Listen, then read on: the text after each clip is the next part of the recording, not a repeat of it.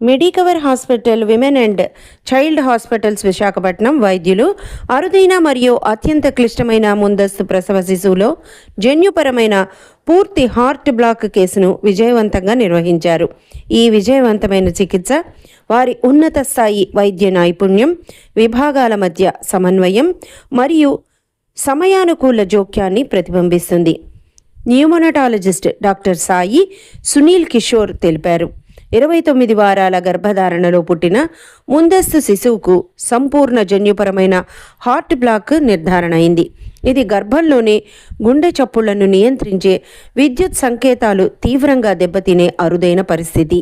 ఈ సమస్య తల్లి ఆటో ఇమ్యూనేషన్ వ్యాధి అయిన సిస్టమాటిక్ లింఫస్ SLE అంటారు, దీంతో సంబంధం కలిగి ఉంది. ఈ పరిస్థితి గుండె వైఫల్యం, హైడ్రోప్స్ మరియు ఆకస్మిక గుండె సమస్యలకు దారితీసే ప్రమాదం ఉంది.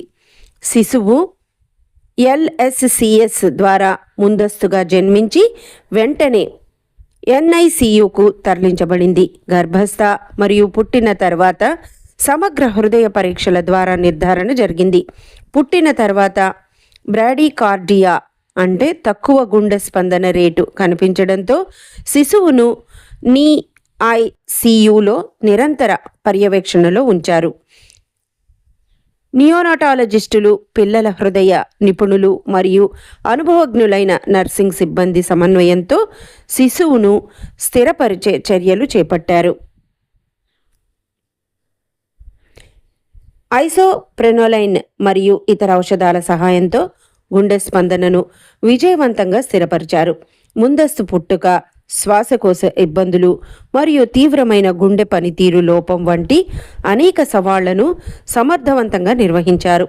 శిశువు 14 రోజులు వెంటిలేటర్ సహాయంతో ఉండి తర్వాత 1 వారం ఆక్సిజన్ మద్దతు పొందింది. 24 గంటల పాటు నిరంతర పర్యవేక్షణలో హీమోడైనమిక్ స్థిరత్వాన్ని కాపాడుతూ సంక్లిష్టతను నివారించేందుకు ప్రత్యేక శ్రద్ధ తీసుకున్నారు. శిశువు చికిత్సకు మంచి స్పందన చూపి ప్రస్తుతం తగిన బరువు పెరగడంతో స్థిరంగా ఉండి హార్ట్ బ్లాక్ నియంత్రణ కోసం మౌఖిక ఔషధాలతో డిశ్చార్జ్ చేయబడింది.